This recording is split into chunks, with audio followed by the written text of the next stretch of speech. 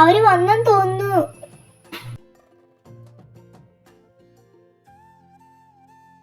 എൻ്റെ വാണി, എൻ്റെ കുട്ടിയോട് ഞാൻ ഫോൺ സംസാരിച്ചിട്ടുള്ളതല്ലാതെ കണ്ടിട്ടില്ലല്ലോ. എൻ്റെ കിച്ചുമോൻ അതേ പേർപ്പാണല്ലോ എൻ്റെ മോള്. ആ അച്ഛനെ, അങ്ങനെ തന്നെ എല്ലാവരും പറയുന്നേ. ആ മക്കളെ, യാത്രയൊക്കെ സുഖമായിരുന്നു. അതെ അച്ഛേ, സുഖമായിരുന്നു. നിങ്ങൾ അവിടെ എത്തിയെന്നൊന്ന് വിളിച്ചു പറഞ്ഞിരുന്നേ, ഞാൻ വിധുവിനെ വിടില്ലായിരുന്നു. ഓ, അതൊന്നും സാരമില്ല.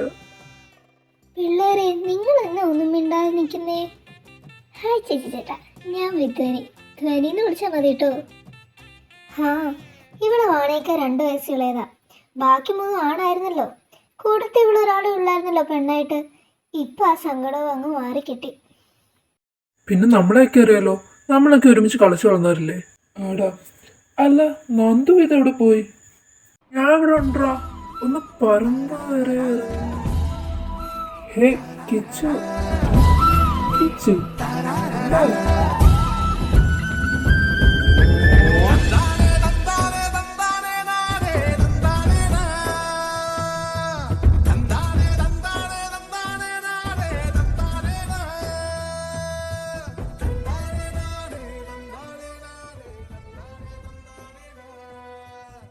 എടാ, നീ ആകെ അങ്ങ് മാറിപ്പോയല്ലോ. എൻ്റെ നന്ദു ഇങ്ങനെ അല്ലായിരുന്നു കേട്ടോ, പക്ഷെ ഇപ്പൊ കൂടുതൽ ലുക്കായിട്ടുണ്ട്. ആടോ, എന്തുകൊണ്ടാണെന്നറിയില്ല, അവൻ നന്ദുവിനെ ഒന്ന് വാരിപ്പുണർന്നപ്പോഴേക്കും അവൻ്റെ ഹൃദയസ്പന്ദനവും ശ്വാസത്തിലെ വേഗതയും വർദ്ധിച്ചു. അതുകൊണ്ടാണ് അവൻ മൗനം പാലിക്കാൻ നിർബന്ധിതനായത് പോലും. വാണി, ദേ ഇതാണ് ഞാൻ പറയാനുള്ള നന്ദു. ആ, അതെനിക്ക് മനസ്സിലായി. നന്ദുവണ്ണെ പറ്റി പറയുമ്പോൾ കിച്ചുവണ്ണ 100 നാവാ. അല്ല, ഒരാൾ മിസ്സിംഗ് ആണല്ലോ. ഇവിടുത്തെ മെയിൻ കഥാപാത്രം വിധു, അവനെവിടെ?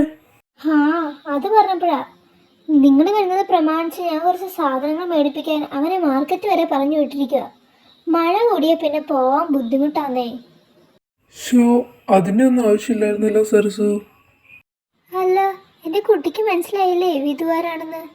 ഈ നിൽക്കുന്ന ധ്വനിയുടെ ചേട്ടൻ. മുളക്ക് 3 വയസ്സ് മൂത്തതാ. ആണോ? ആരും ഇതുവരെ പറഞ്ഞു കേട്ടിട്ടില്ല. അതാ. ആഹാ, ഇനിയിപ്പൊ കാണുകയും കേൾക്കുകയും ഒക്കെ ചെയ്യാലോ. മോളെ മുറിച്ചെറുക്കനായിട്ട് കൂടി വരൂ കേട്ടോ വിധു. മുറിച്ചെറുക്കനോ? ഹാ, അവൻ കുറച്ചുകൂടെ കഴിയുമ്പോ വരുമല്ലോ. നമുക്കിപ്പോൾ പരിചയപ്പെടാം. ധ്വനി, നീ വാണമോൾക്ക് റൂം കാണിച്ചു കൊടുക്ക്. നന്ദു, നീ അവനെ റൂം കാണിച്ചു കൊടുക്ക്. രാമ, ഈ ലഗേജ് ഒക്കെ ഒന്ന് എടുത്തു വെച്ചേക്കണേ.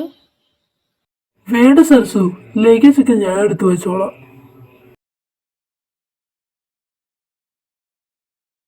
സത്യം പറ, നീ നിച്ചും കമ്മിറ്റഡല്ലേ? അതേലോ, ചേച്ചിക്ക് എങ്ങനെ മനസ്സിലായി? ഹാ, ഞാൻ കുറച്ച് സൈക്കോളജിയൊക്കെ പഠിച്ചിട്ടുണ്ടെന്നേ.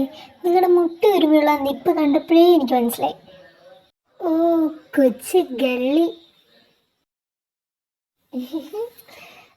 അതെ, നിന്റെ ചേട്ടൻ എങ്ങനെ ആള്? പാവാണോ? അങ്ങനെയൊക്കെ ചോദിച്ച പാവാണ്. പിന്നെ കോളേജിൽ കുറച്ച് ടെറാന്നൊക്കെ ഞാൻ കേട്ടെ. ഓ, ഓക്കെ ഓക്കെ. അതെ, എനിക്ക് ചേച്ചി തന്നെ മതി ഏട്ടത്തിയായിട്ട്. നിങ്ങൾ തമ്മിൽ നല്ല മാച്ചാ. അവൾ അത് പറഞ്ഞിട്ട് ഓടിക്കളഞ്ഞു.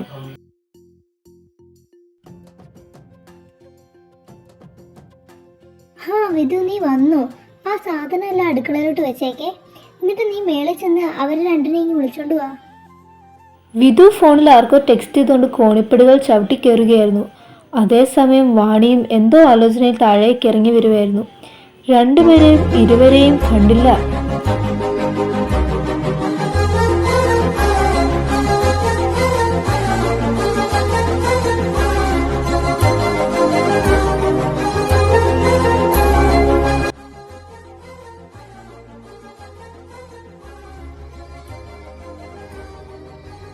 വാണി താഴേക്ക് വീഴാൻ പോയപ്പോൾ അവളുടെ അരക്കത്തിൽ മുറുകെ പിടിച്ച് അവനിലേക്ക് അവളെ അവൻ അടുപ്പിച്ചു.